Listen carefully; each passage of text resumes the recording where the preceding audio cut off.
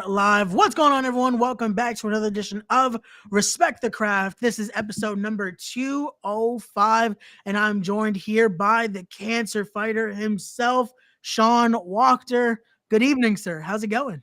Ray, how are you? Before I even go about how I'm doing or how you're doing, let me tell you, out of the media that I have done in the past few months, which has been everything almost A to Z, that intro was bumping, buddy. That was good. I was enjoying that one. Thank you. I appreciate that. Even though we are, as the new year comes, we might be switching it soon, but maybe I'll reconsider. All right, well, I'll reconsider. I was digging that. That was good. That got me going a little bit. Thank you so much. Thank you. But again, how are you doing, sir? Good evening. Happy New Year. We're still in that. Oh yes. We're still in the first few weeks. So, are we in the window? Is this going to be like a Larry David situation where it's like, oh, no, 3 days, that's it? No, okay, no. I give it the first month. So that's like, hey, Happy New Year. We're still in January. Happy New Year. Like we had spoken briefly off air. We both said like we're just finally getting going. It's like, okay, time to get moving. Okay, let's go. But now we're here. So, but before we get into all the questions I do have for you, Sean, I want to ask you this. It's the question I ask everyone that comes on. You heard the name of the show.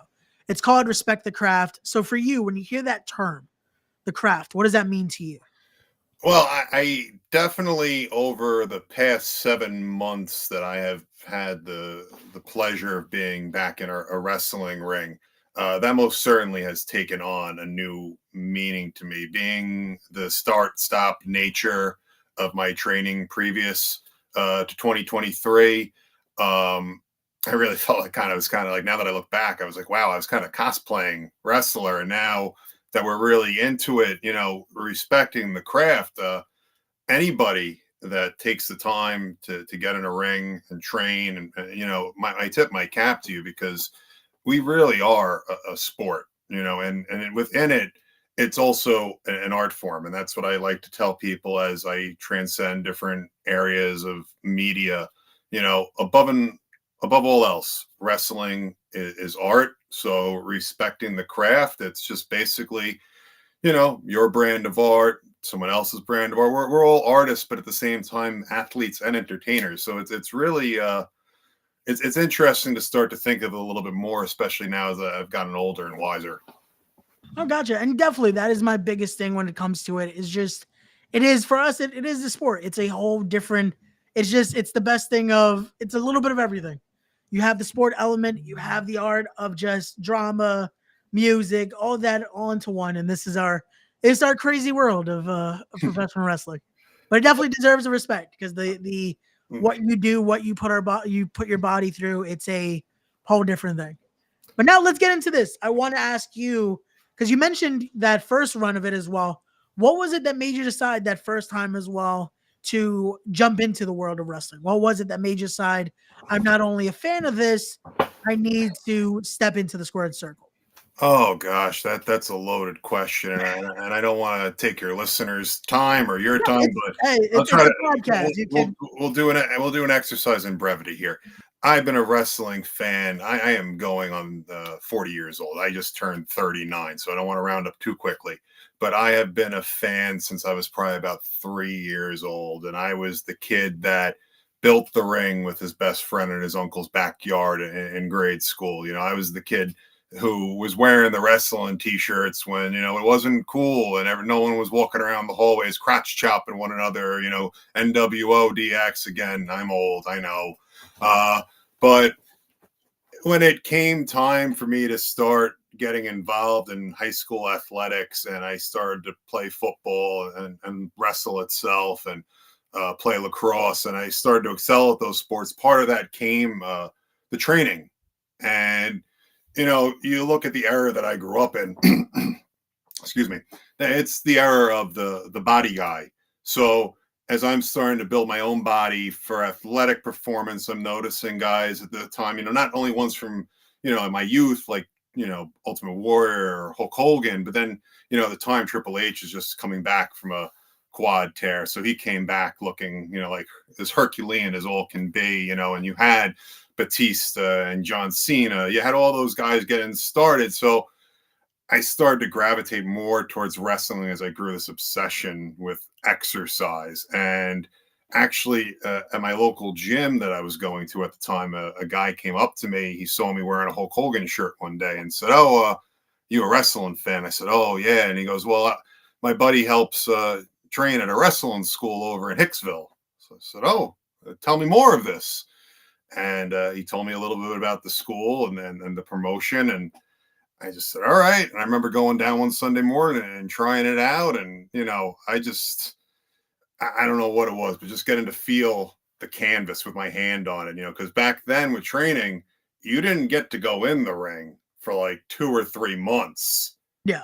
That was something they used to break you in. Like it was almost like no one shot on you, but you had to earn the right to get in that ring, even just to circle up. Everything was done outside first. But to answer your question in long form, so I already blew my brevity act. It's all good. This is what we love on a podcast. We want the conversation. We want the story. It's all So that was it. It was just growing up with it. Yeah.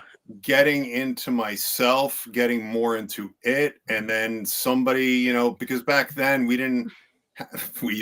I didn't have Google back then. Yeah. I didn't have Siri to ask. We had a message board or two, but they didn't really give you the information as much as you could. Yeah. So it was either an ad in the back of Pro Wrestling Illustrated, or like in my case, the guy at the gym. Gotcha. And here we go. Shout out to that's my buddy Toe. Shout out to the Knucklehead Network. That is another network I do podcasting on as well. He definitely doesn't mind a long story. He loves. If he wants, I will take his number down. I will call him tonight. My wife will probably thank him immensely, so I could tell you as long a version of story as you want. There you go, Toe. I'll connect you two after the podcast, and he can tell you the whole story. The whole story, and that's every single bit. What I was wearing that day, what exercises I was doing. I'll even tell you how far up my ass my father's foot almost traveled when he found out that I was wrestling as a senior in high school. Okay, there you go. Well, yeah. Toe's already gonna love you because you were wearing a Hulk Hogan T-shirt when it started. Yeah, that's it. Toe's gonna love you from there. But so we continue that. So you get that first taste of it, getting to touch the mat, getting to be there. Oh, I love Toe. But we go from that. Then you have your time away from it, though.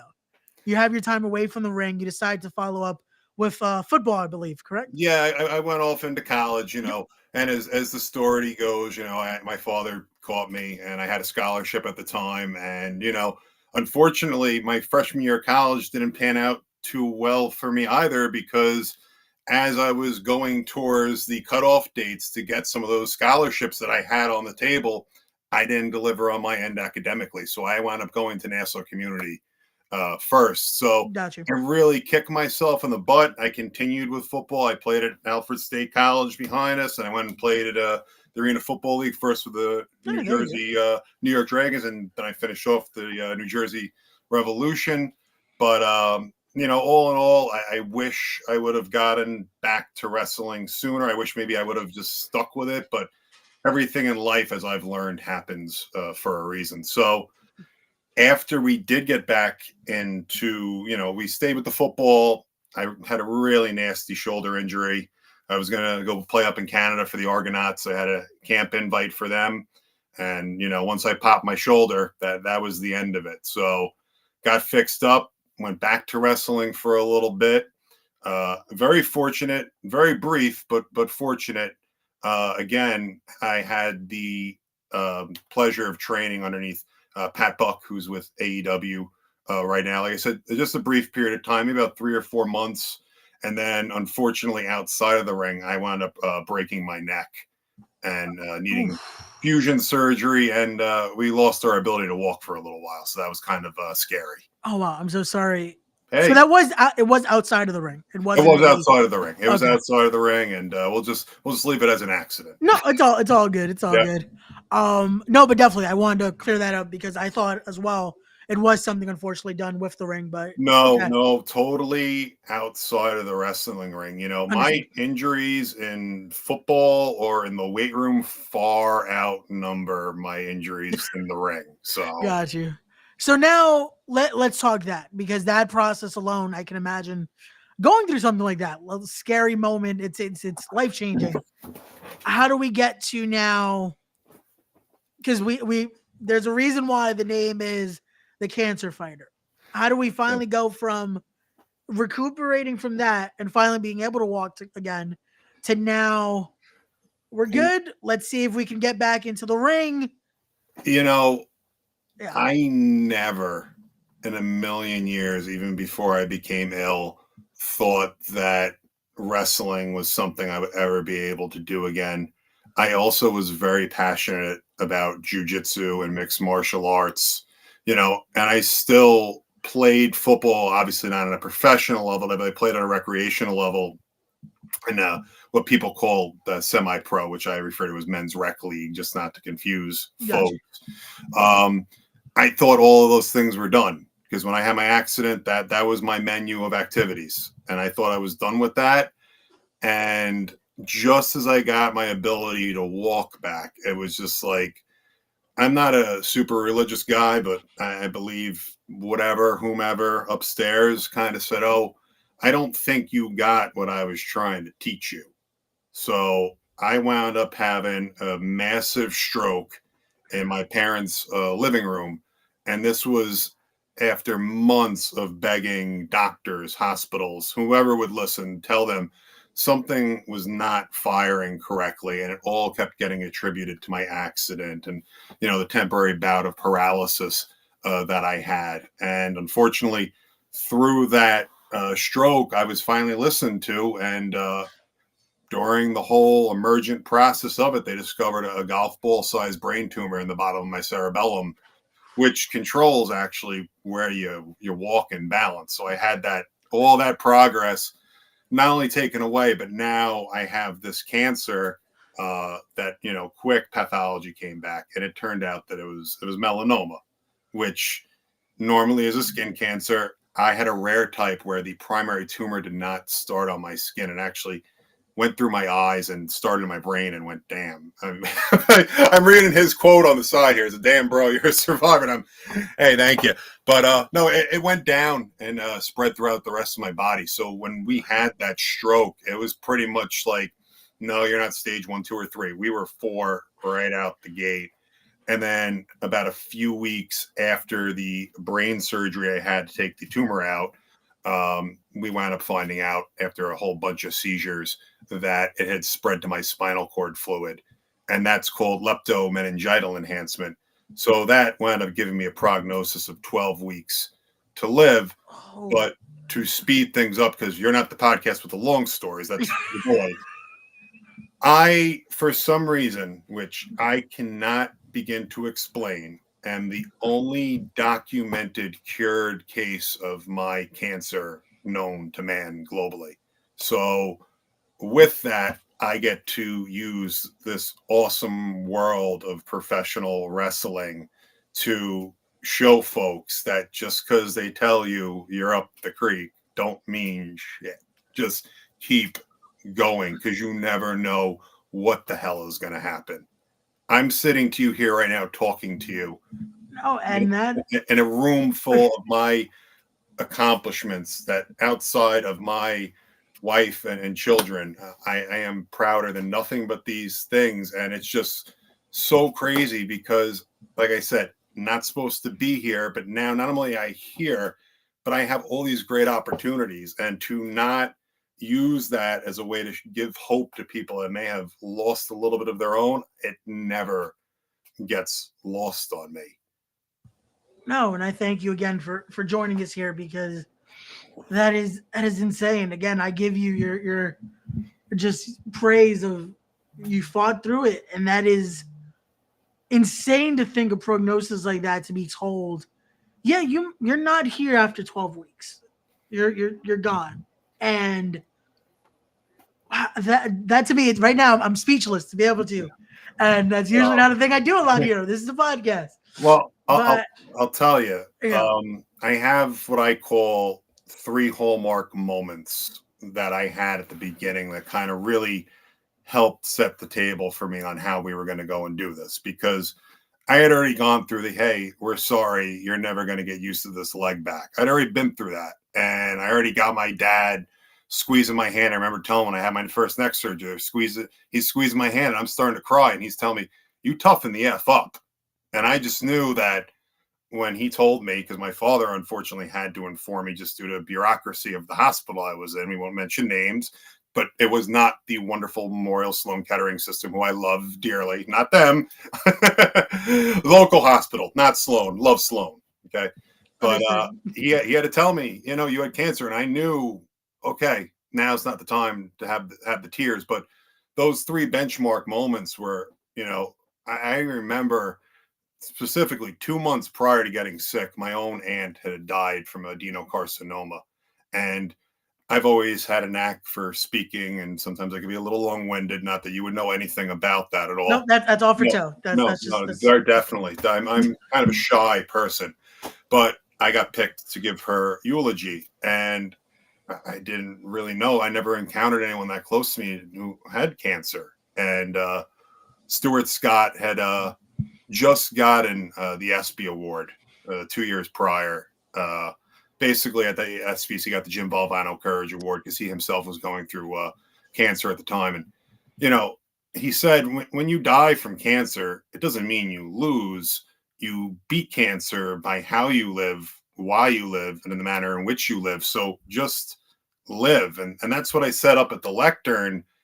And then when I got sick myself, it was just something that I remembered those words. And it was like, hey, look, if I only have 12 weeks, well, then we're not going to spend the 12 weeks sitting on our ass. We're going to do everything we can and have as much fun and be around as many folks as possible. So that was like benchmark number 1. It was just to keep living, being active. And, the first 6 months, I wasn't getting out there doing push-ups. I was eating breakfast 1, 2, 3, lunch 1, 2, 3, dinner 4, 5, 6, all through Uber Eats, having a good time. But we just kept going.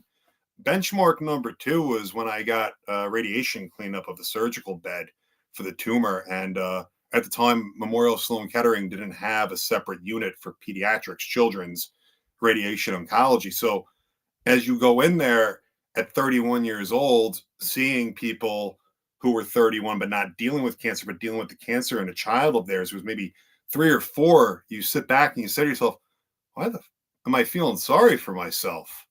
These poor kids haven't had a chance to steal a cookie. Here I am at 31. I've made as many poor choices as anyone could possibly make. So I just right then and there said, don't you damn feel sorry for yourself. And anyone who says, oh, I'm sorry, I'm praying for you, tell them, no, those kids deserve the prayers, not me. And lastly, one of the big things, like I said, part of the 3 is there's a motivational speaker named Inky Johnson. He played cornerback for the University of Tennessee, had a very bad neck injury himself, but however, severed a whole bunch of arteries going into his arm. And he was supposed to be drafted in the first round. And he recalled laying in the hospital bed as they're telling him, hey, son, your NFL career is over, your football career is over, your life may be over. And he was sitting there going, I don't want to do this. But then he remembered if he threw in the towel, his mother would not have a son. His brothers and sisters would not have a brother. His aunt would not have a nephew. His grandmother wouldn't have a grandson. His teammates wouldn't have a teammate. It's not about you. And that's what I always tell people that ask me for advice when dealing with cancer. Having cancer is a burden, but you have to remember you have people around you, but sometimes just as much as they hold you up, you have to hold them back up. So it's not about you. So that was my cancer experience from the beginning. Now, I'll let you ask the next question before I hijack your show entirely. No, it's hearing this and just hearing how you speak, it's amazing because it's a situation like that to be able to have such a positive outlook on it. Dealing with that, to think, you know what, I can't even focus on myself here, just seeing what others are going through and seeing just those around, to look at it like that. It's truly, again, Toe said it best. It's inspirational to hear. And again, I thank you for coming on, and thank you. But yeah, let's keep it going here. Toe's gonna have to hear me speak in a few hours when we're doing our other podcast, but it's okay. If he wants, I'll stick around for that one. We'll just do like a nonstop rolling thing. That's it. Then you'll tell the longer stories just for him. We'll just tell it continually, so then they have to listen. Whoever actually is listening, maybe my dad at this point, and that's about it. But all right, so getting back into wrestling, how all this happened. Because I have to ask, because you go through this again, going through not only the neck injury, now you're going through this. You're winning your battle, which again, I congratulate you on that. Thank you. I'm glad to be able to have this conversation with you. And the last thing I can imagine is, you know what I want to do now? Let me go take the bumps. Let me go and just put my body through that. How is that decision made? That decision was originally not made by me, but I will be honest, my arm did not have to be twisted that hard. And my wife won't let me forget it.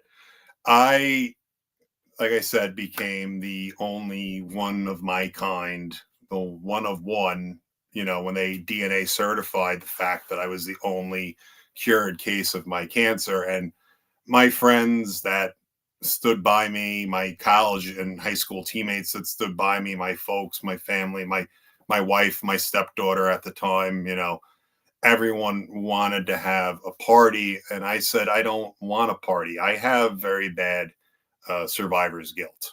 As I said, sitting in that radiation unit, seeing those kids, I know some of those kids didn't make it, and I'm still here. And that's always going to be a very difficult pill for me to swallow. So I had said, I'm sorry. I had said to them, look, I'm willing to meet you halfway. Let's have a fundraiser. Okay. I could get behind a fundraiser. I had the means to put on one. I support a bunch of local veterans charities. My father is a Vietnam veteran. My brother is a veteran of both the war on terrorism and the Gulf War, the first Gulf War. So I work very closely with a bunch of these veterans organizations locally. And I had the local American Legion Hall was willing to donate not only their inside hall, but their outside acreage as well. So I organized a wrestling fundraiser. And one of my friends who kind of was the one poking and prodding, saying, you need to get wrestling. You need to get wrestling. And he said, I think you need to get in there. And I said, I have not been in a ring at that point. Oh, gosh, it must have been about 12 years. So I said to him, I can't do it. And he said, they told you couldn't do a lot of things. You need to do this. And I said, I don't know. We'll see. So like a sneak, he took to Facebook and put up a poll and said, well, you guys actually show up and donate more if Sean gets back in the ring and wrestles. So I think it was like a very astounding 97% yes and like a 3% no. And the 3% was like my aunt, my mom, my dad, my wife, So at the time, ECPW through Gino Caruso, I had rented him the lot the year before just to have something for the Legion Hall to come out of COVID too. So when we did the whole fundraiser thing, it wasn't very difficult to keep the logistics and flip it again. However, this time I'm saying, hey, Gino, can I get in a ring with one of your guys? And very lovingly, he said, sure. We'll let you have your moment. And Rob Chase walked me through what we will call some semblance of a match.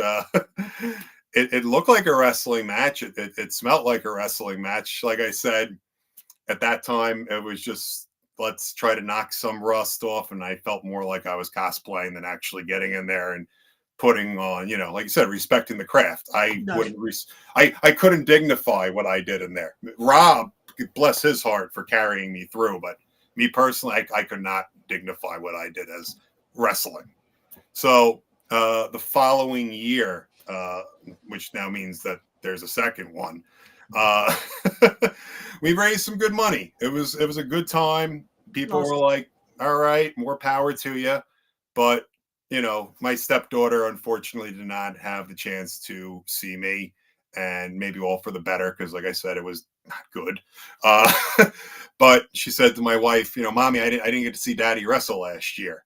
So my wife was hot. She thought I put her up to it. I said, nope, nope, nope, nope. Had nothing to do with this. So she said, you get one more. So I went ahead and I went to go put it on again. And unfortunately, my friend that kind of really did the poking and prodding, Michael Fisher, he unfortunately passed away prior to the first one. And he was an Island Park fireman. He died in the line of duty.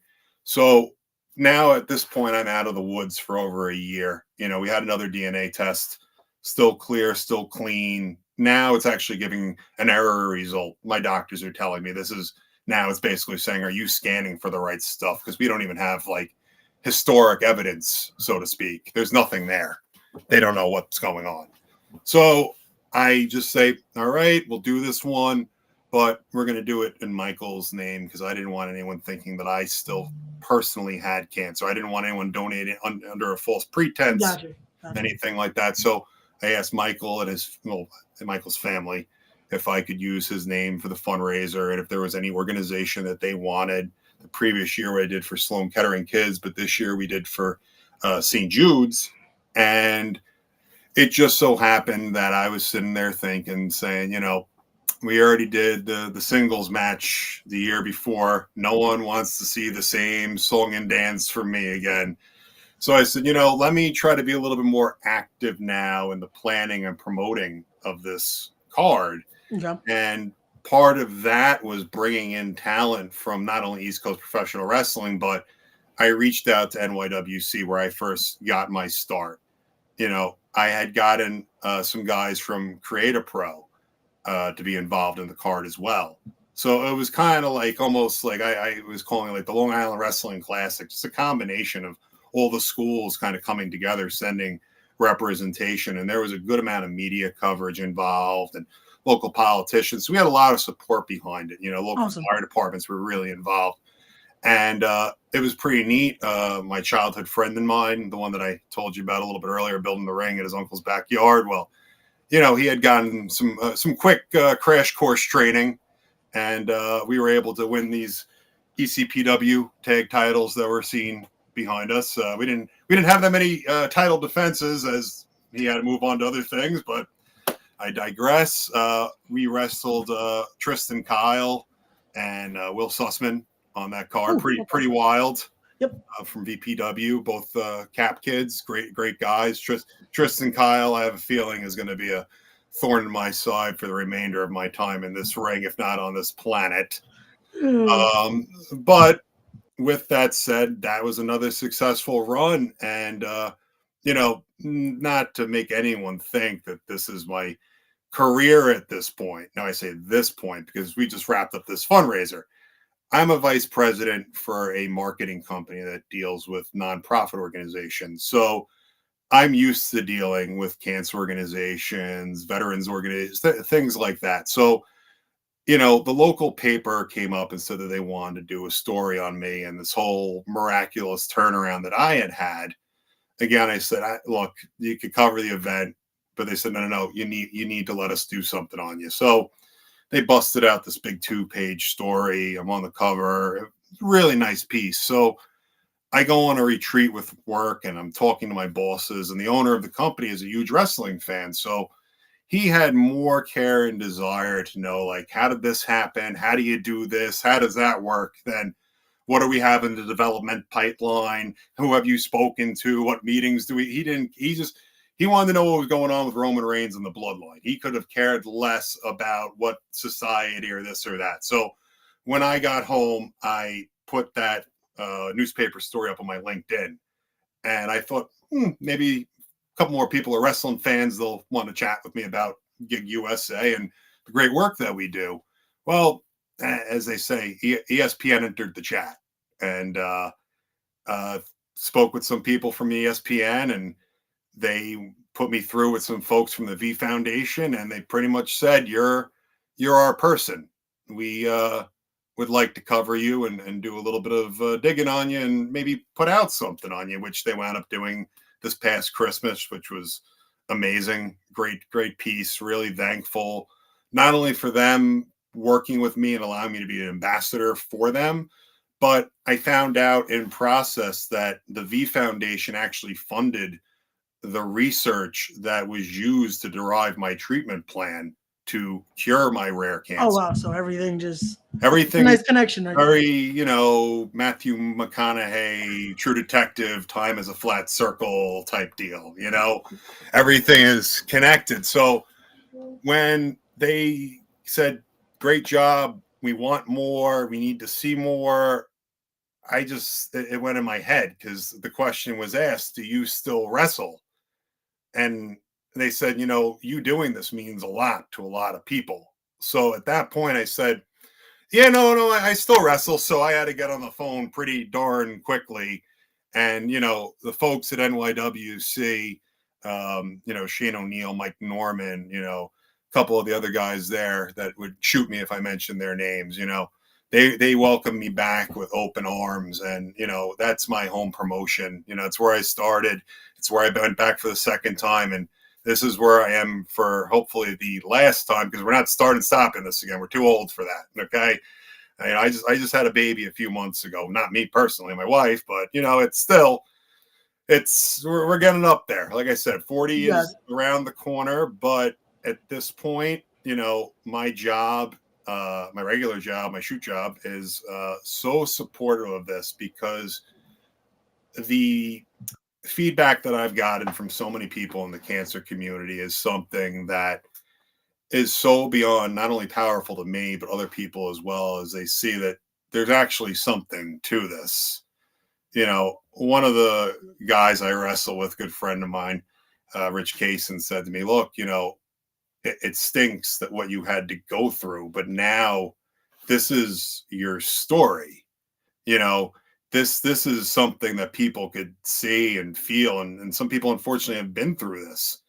He goes, without this, he's like, no offense, you're just another bald wrestler with a beard and tattoos and muscles and black trunks. But not to make it a gimmick, but it's, like I said, when I go out there to wrestle, I don't view it as wrestling, I view it as fighting, because I'm continuing to fight for my life, because I am fighting to live, and my version of living is being in that ring. And like I said, hopefully giving hope to other people that are still in this or out of it, or I don't care if they're up the creek with mental health, or they're up the creek with the bad domestic situation, or just life in general. We all get kicked and knocked on our ass. This is about getting back up. That's what the cancer fighter is. That's getting back up. No, I love it. And again, just hearing how you were when you're going through your own battle, you're going through that, to hear now using this to be able to motivate others. It's amazing. It's a great way to show that this isn't just it isn't just a moniker. It truly is something. It's just a lifestyle here, just to continue in that battle, continue in that fight. That's amazing. So now it is also crazy to think, okay, so we're going from ESPN to thank you again for talking to me, because ESPN respect the craft. Yeah, that's a jump right there. Well, it was we've also, like I said, I've done a lot of stuff. Like I had the good pleasure and being on Busted Open prior to the Space Between, and they were very accommodating. They gave me a 20-minute segment. I'm sure that they wish they would have cut it a little bit smaller. But no, Tommy and Dave LaGreca were great. The space itself, I know you showed the graphic earlier. Oh yeah, we're definitely gonna. I was about to get to that as well. That was definitely an awesome moment for me. I guess you can now say personally and now professionally. Yeah. It's really it was the first. Well, I couldn't say big card, because my fundraisers to me are always going to be big cards. Of course. This was your you could say the first opportunity again that this wasn't you're having the hand in it. This is now you chosen to be a part of it. Well, what wound up happening was my original tag partner, friend of mine growing up, we had a little rough patch, and he had some responsibilities and some commitments he had to honor. And, I obviously am very committed and dedicated to this, because to be anything less than that would be disrespectful to the men and women of our locker room, and also men and women of any locker room, to half-ass this. Of course. So I know that I have to give this my all, even if that means literally the day my daughter's being brought home from the hospital, going to wrestle that night, or being across the country from work and, getting right off the plane at JFK at 6:00. And instead of going home to see my then pregnant wife and stepdaughter, it's hopping in the car and going out to Deer Park to get in the ring to train for a little bit, because a couple days later I had to go win this guy behind me, the NYWC Trios title. So let's talk about that, because how does now that come about? How do we get to this match right here? So what happens is, like I said, certain level of commitment and dedication. I had to go a different direction. I knew that there was this tag tournament coming up to get the opportunity to team with Mike Mondo, someone that, in the Long Island wrestling community, we have Mick Foley, but Mick Foley went up to Dominic DeNucci's school in upstate New York, so he didn't train on Long Island. You had guys that trained on Long Island and made it, but for my generation and going forward, Mike Mondo was the one who made it. He was before, Matt Cardona. He was before Brian Myers, and they came very shortly thereafter from the same place. But Mike Mondo made it first. And, to have that as something to do, to be able to team with him, to then work our way through a tournament to become the first NYWC Trios champions, was something that I really wanted to do. So, like I said, 11th hour scramble, and it worked out wonderfully. I reached out to an old defensive tackle that I played arena football with, my buddy Darius, and Mr. Juggernaut, as he's called, Darius Payne.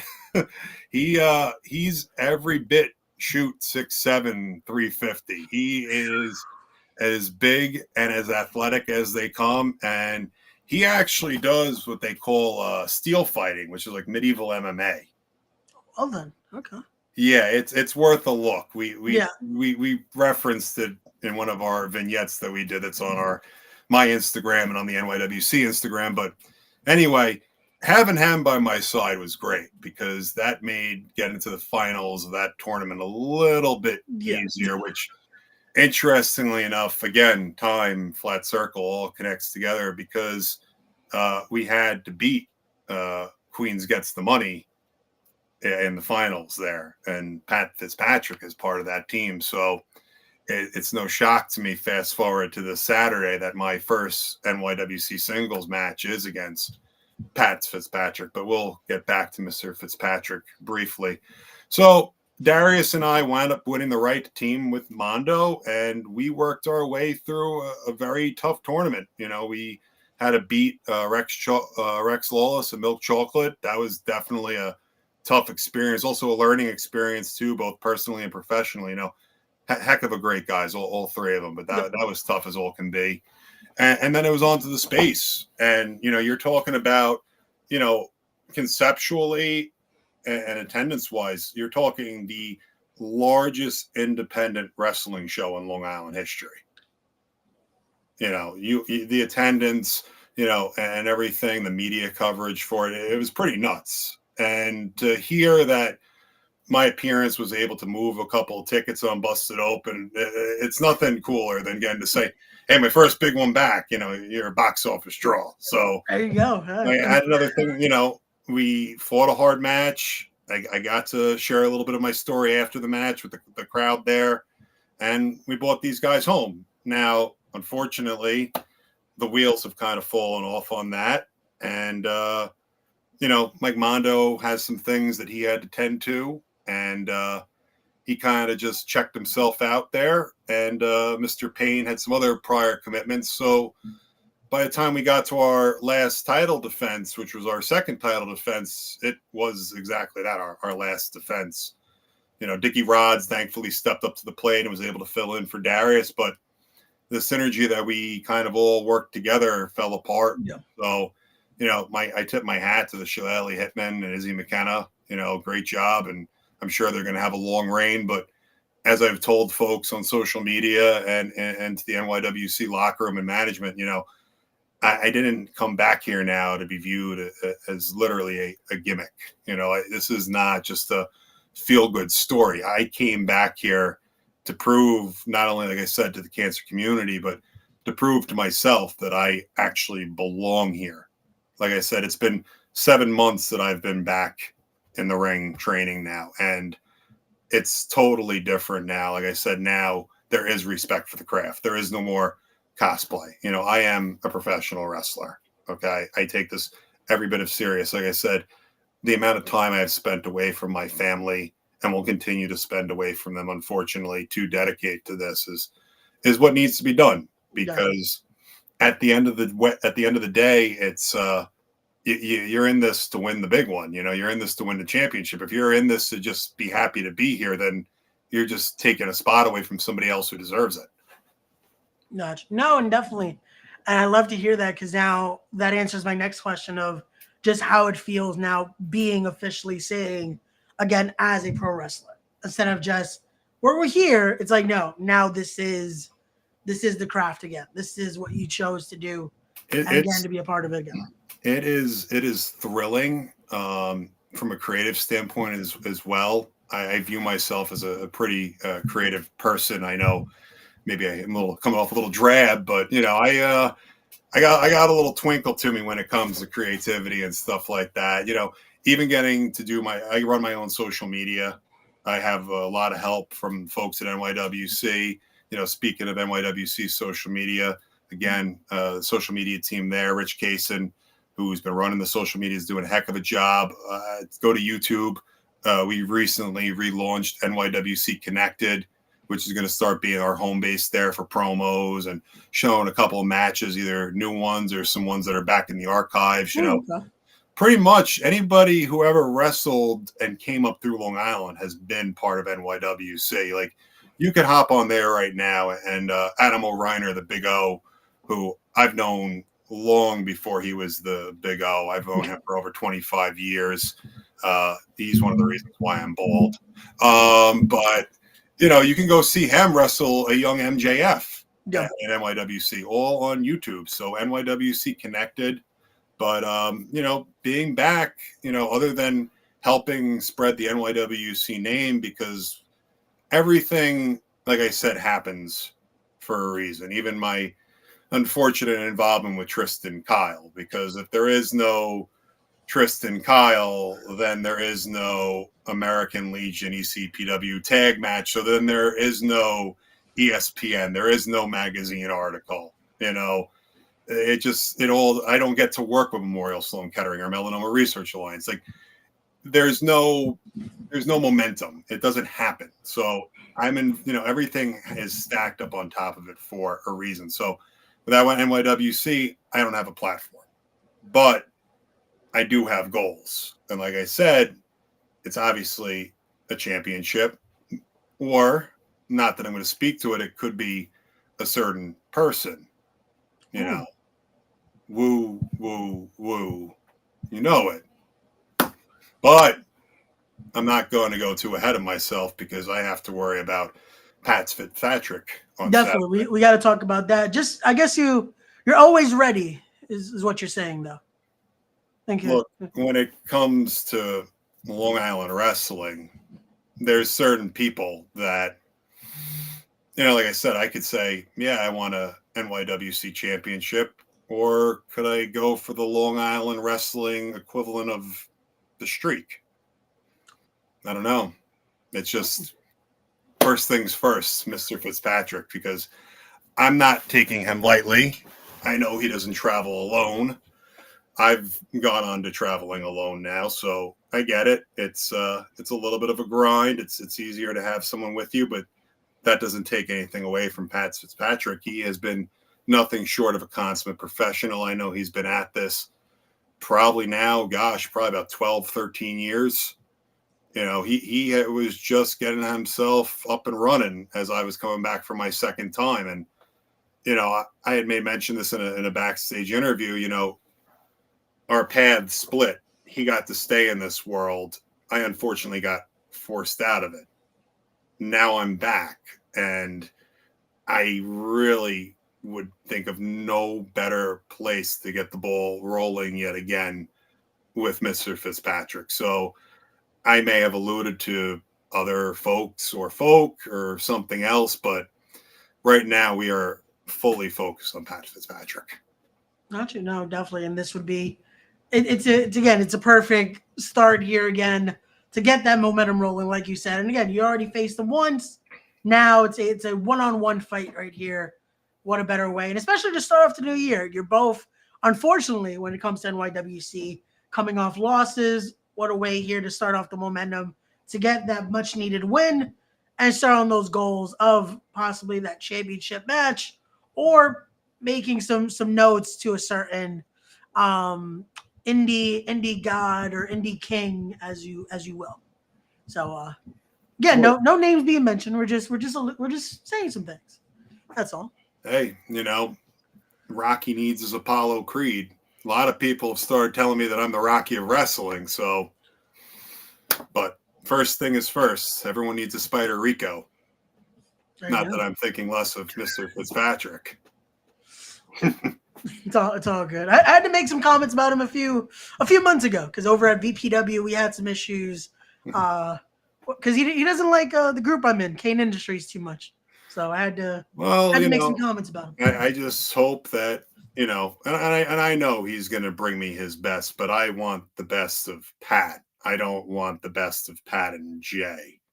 Okay, I just want one-on-one. And to think that Jay may not be up and about, look, I wasn't born yesterday. All right, maybe it's something that we need to plan for. It's something we prepare for. I've surrounded myself now with a good fight team. Something we've been training for. There's film to this. It's not like you just go into something blindly and go, all right, well, this is who I'm working. No. There's tape study involved. So I know a little something about these guys, both from up close and far away. So we'll see what happens on Saturday. I don't make predictions. I don't do that type of thing. So we'll just let things happen. Gotcha. Definitely understood. So now, again, we talked about it. It's the new year as well. So again, Saturday it will be Pat. We alluded to a name, but what else is on the horizon here for the cancer fighter, for Sean Wachter here? What is on that slate? What are we looking forward to for 2024? I'm sure this is going to be like another thing where you're like, okay, and really not so much related to wrestling, but I have the really, really cool chance to go speak in front of Congress in March, to come to them and stand before Congress as a cancer survivor, a melanoma survivor, and speak to them about the importance of clinical research and clinical trials through the work I'll be doing with the Melanoma Research Foundation, not Melanoma Research Alliance, who I'm already partnered with. I am rapidly gathering as many partnerships as I possibly can because my story is unique. I don't want to sound pompous or arrogant, but it's just, you're not going to find too many people that have gone down the trail I've gone through in life. And I think it's pretty neat that I get to represent the world of wrestling while also getting to represent the cancer world as well, because everyone here can be sure that when I go before Congress, I'm not going to be going to them as Sean Wachter, business executive. I'll be going in front of them as the cancer fighter, Sean Wachter, professional wrestler. Because, like I said, outside of my wife and kids, I am nothing. I am secondly. I am prouder than nothing else than my work I get to do here. And like I said, it's just hopefully it's all for the better. Any steps we take in any arena is really, it's just a testament to the fact that, like I say, some of the appearances I do, there is ability and disability. No, I love that. And I have to say, I wish you the best, and I hope that they do listen and do see that help in a situation like this is much needed. Being to give some more push on that and be able to help with the research and be able to make there more than just, which again, it's great that you are that one case right now, but hopefully we can hear more stories like this. That's the thing, yeah. I tell people all the time, this is the only situation where you're one of one, where you're like, no, I don't want to be one of one. I do what I do because I don't want to be one of one. I want someone to go, hey, look, you know what?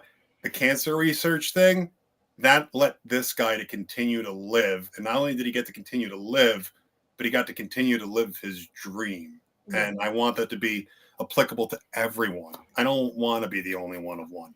I want everyone to have this chance. And that's why I tell everyone, doesn't matter who you give your money to, but any vetted cancer organization, especially the ones that are going and putting the money directly towards research, it's greatly needed. We are really on the cusp of hopefully finding a cure. Definitely. So please, anyone that is listening as well, make sure you're following Sean here. We're going to put the social media right here to make sure you stay up to date with all this. And again, follow and see the amazing work he's doing and get to see these amazing organizations that you can look into and donate as well and help, because this is definitely something that it's needed. Again, I've unfortunately lost 2 family members to separate battles with cancer, and to be able to see someone putting this much effort when you've dealt with your own, you fought your own battle, and to see you put this much effort to be able to help others get through theirs, it is, again, something I can't thank you enough for. Well, and again, another thing I tell folks is just that I have done the best living of my life in the past 7.5 years since having cancer than I did in the prior 31 years. I have met the girl of my dreams, got a chance to help raise her daughter with her, had a daughter of my own, became a vice president of a company. I'm working on my MBA right now. It's just, I did all of this and got moving while either having the cancer or coming right off of it. And the amount of support I got to not now give back would be spitting in everybody's face, because I would not be living my best life. And part of living that best life, like I said, is exactly that: living and living vigorously, doing wacky things, not being afraid to take chances. Look, you know what? I tell everyone that comes to see me, cheer me, boo me. You know what? That's your right, but I never want you to cheer or boo me for that matter, that I did not give it 110%. So I thank you for your time. I thank your listeners, and I thank everyone out there who's ever been through this unfortunate disease or has unfortunately lost a family member to it. We're all in this together. Definitely. And no, thank you. And again, before I start wrapping this up here, I do have to ask you one final question, and that is for the cancer fighter himself, for Sean Wachter, what is the end goal? The end goal. Well, we want to hopefully take this on a national platform. We have had some conversations. I have spoken to a few of the different organizations that are currently on TV, and I'm not going to mention names, and I'm not going to mention who I've spoken to, not only because I just don't think it's professional, but also too, I don't want to jinx anything. Yeah, of course not. No, definitely. But everyone knows I exist. We'll put it that way. The question is where they're going to fit me is something that's being worked on. So the end goal for this is to get on the national stage, but for the sole purpose of letting this story be told to hopefully inspire somebody else. Because if I can inspire one more person, and like I said, it doesn't have to be wrestling. One more person to get up and go fishing again. One more person to get up and try running again. One more person to just get up and try living again. And you know what? I would relive my worst day of cancer 1,000 times over like Groundhog's Day in a heartbeat, because it gives me purpose. It makes everything I did validated. That's awesome. And again, that is to hear that again. I won't stop thanking you here. But thank you again so much, Sean, for joining us. Like I said, please make sure you're following on his social media right there. Go support him this Saturday at NYWC, and will be NYWC Presents Sideshow January 20th live from the NYWC Sportatorium there. Go check them out. And again, to everyone watching, don't forget to always be wise, be genuine, be real, be better people, respect the craft, and we'll see you guys on the next one.